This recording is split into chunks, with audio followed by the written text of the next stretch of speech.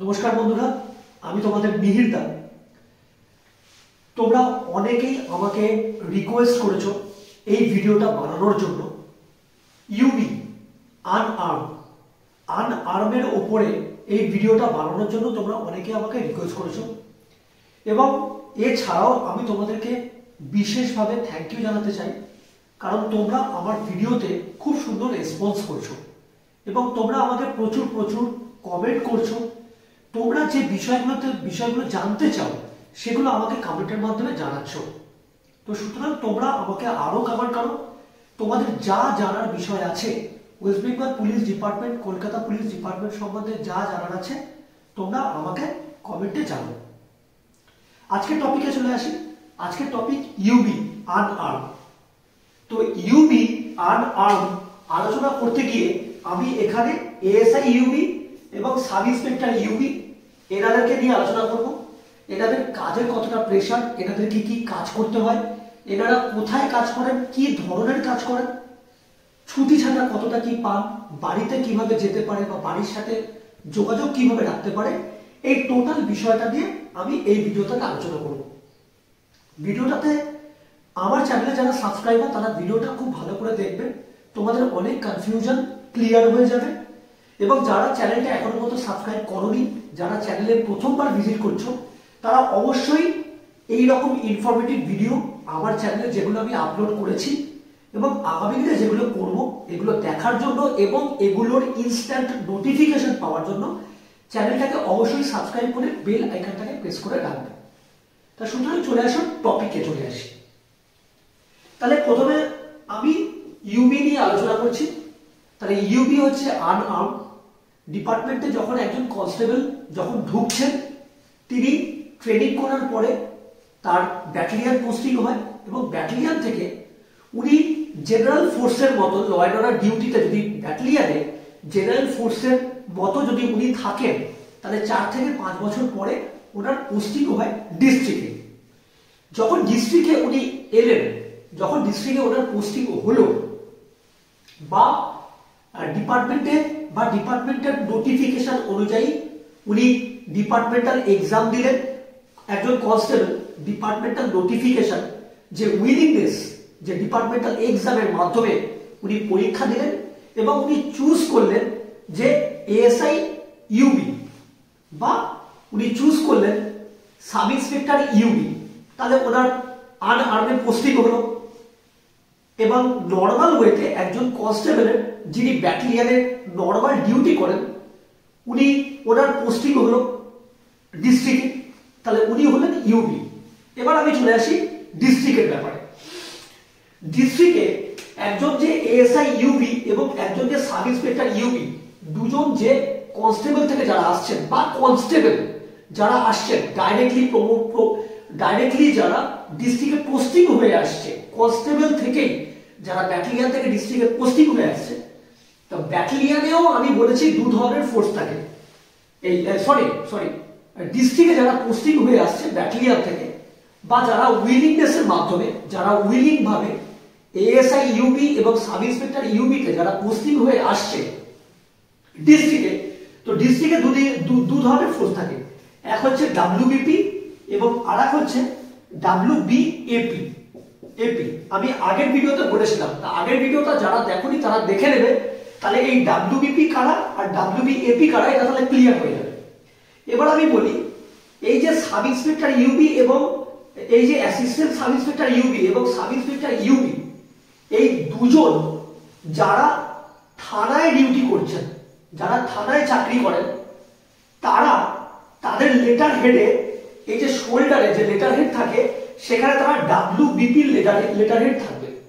তাহলে যদি তোমরা দেখো যে ডিস্ট্রিক্টে কোনো পুলিশের এখানে শোল্ডারে ডাব্লিউবিপি লেখা, তার মানে তোমরা বুঝে নেবে তিনি থানার এএসআই বা থানার সাব ইন্সপেক্টর। যদি রিভন আর একটা স্টার থাকে তাহলে তিনি থানার এএসআই, এবং রিভন আর দুটো স্টার যদি থাকে তাহলে থানার সাব ইন্সপেক্টর।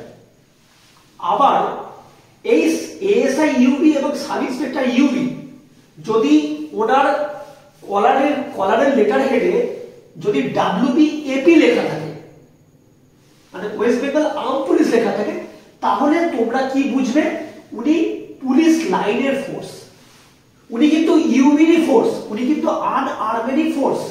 কিন্তু যেহেতু উনি ডিস্ট্রিক্টের উনি আন্ডারে রয়েছেন, ডিস্ট্রিক্টে উনি এবিতে রয়েছেন, মানে ডব্লিউবিএপি হচ্ছে এবি, তাহলে যেহেতু উনি ডিস্ট্রিক্টের এবিতে রয়েছেন তাই কিন্তু উনি হচ্ছে ডব্লিউবিএপি, এখানে ওনার লেখার হেডে থাকবে ডব্লিউবিএপি। এবার চলো আমি চলে আসি এই যে এএসআই ইউবি, তাহলে আমরা আজকে টোটালি ইউবি নিয়ে আলোচনা করছি, আনআর্ম নিয়ে আলোচনা করছি। এই যে এএসআই ইউবি এবং সাব ইন্সপেক্টর ইউবি, এনারা দুজন যারা পুলিশ স্টেশনে যারা চাকরি করছেন সকাল থেকে নিয়ে রাত পর্যন্ত, মাসের পর মাস, বছরের পর বছর, তো থানায় ডিউটির এত প্রেশার, থানার ফোর্সকে ল অ্যান্ড অর্ডার ডিউটিতে খুব কমই যেতে হয়। তার কারণ থানার যে জুরিডিকশন, আমাদের পশ্চিমবঙ্গে থানার যে জুরিডিকশন এতটাই বড় যে একটা জুরিডিকশনের মধ্যে চুরি, ডাকাতি, ছিনতাই, মার্ডার, খুন, রেপ, ইফটিজিং, এই ধরনের বিভিন্ন রকমের ক্রাইম, তার মধ্যে বিভিন্ন ধরনের অশান্তি, গন্ডগোল, পারিবারিক অশান্তি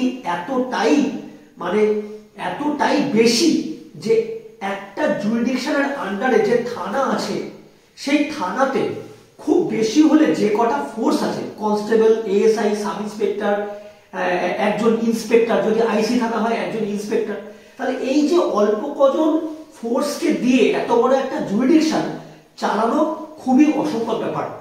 তাই আইসি স্যার এই যে ওনার আন্ডারে যে সাব ইন্সপেক্টর, এএসআই এবং কনস্টেবলদের উপরে এতটাই ডিউটির প্রেশার দিয়ে রাখেন যে তাদেরকে বাড়ি ছাড়া, মানে ম্যানেজ তো দূরের কথা, পুলিশের বা একজন সরকারি কর্মচারীর যে প্রাপ্য ছুটি, সেই ছুটিটুকু দেওয়ার মতন সুযোগ বা ইচ্ছা থাকলেও উপায় থাকে না আইসি স্যারের, বা সিনিয়র স্যারদের ইচ্ছা থাকলেও উপায় থাকে না, তার কারণ ডিউটির চাপ এতটাই বেশি।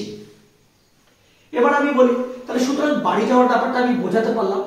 আর যদি তোমরা জিজ্ঞাসা করো যে দাদা তাহলে কি একেবারেই বাড়ি যেতে পারে না, না সেটা নয়, মাসে হয়তো একদিনের জন্য বাড়ি গেলেন, একজন থানার অফিসার মাসে একদিন থেকে দুদিনের জন্য বাড়ি যেতে পারেন। আর সরকারি কর্মচারীর যে ছুটি ছাড়া সেগুলো তারা প্রায় পায় না বললেই চলে। এবার আমি বলি ডিউটি কি কাজ করতে হয়, কতটা কাজ করতে হয়, কত সময় কাজ করতে হয়, হিসাব করে যদি দেখা যায় তাহলে একজন থানার এএসআই হোক, সাব ইন্সপেক্টর হোক বা ইন্সপেক্টর হোক, খুব বেশি হলে সারাদিনে 3 থেকে 4 ঘন্টা বিশ্রাম ছাড়া বাকি সময়টা তাদেরকে বিভিন্ন ধরনের কাজের মধ্যে ব্যস্ত থাকতে হয়। কাজের চাপ এতটাই বেশি থাকে। তাহলে কাজের চাপ কি, থানার কাজের চাপ কি, এই যে টোটাল ধরনের বিভিন্ন ক্রাইম গুলো বললাম, এই ক্রাইম গুলোর ইনভেস্টিগেশন অফিসার হতে হয় এই এএসআই ইউবি এবং সাব ইন্সপেক্টর ইউবি দেরকে আইসির অর্ডারে, মানে থানার যে আইসি স্যার, আইসির অর্ডারে এই এএসআই ইউবি এবং সাব ইন্সপেক্টর ইউবি এনাদেরকে ইনভেস্টিগেশন অফিসার হতে হয়। এই ইনভেস্টিগেশনের চাপ এতটাই বেশি থাকে, সবকিছুর ইনভেস্টিগেশন অফিসার এনাদেরকে করা হয়, এএসআই ইউবি এবং সাব ইন্সপেক্টর ইউবি দেরকে করা হয়।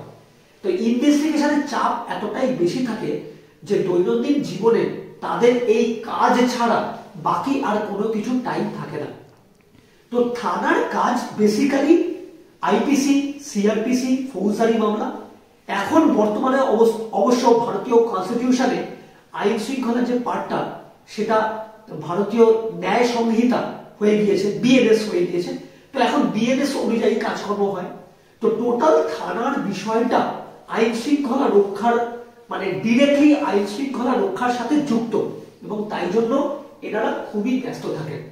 তাহলে আশা করি আনআর্মে আমার কথাগুলোর মধ্যে থেকে তোমরা বুঝতে পেরেছো যে আনআর্মে যে সমস্ত থানায়, মানে পিএসএ যে সমস্ত এএসআই ইউবি এবং সাব ইন্সপেক্টর ইউবিটা ডিউটি করেন তাদের কতটা প্রেশার, আশা করি তোমরা এটা বুঝতে পেরেছো। তো এই রকমই আরো ইনফরমেটিভ ভিডিও পাওয়ার জন্য অবশ্যই আমার চ্যানেলটাকে সাবস্ক্রাইব করে রাখবে, এবং আজকের এই ভিডিওটা যদি ভালো লাগে তাহলে অবশ্যই আমাকে কমেন্টে জানাবে। পরের আবার দেখা হবে নমস্কার, জয় হিন্দ।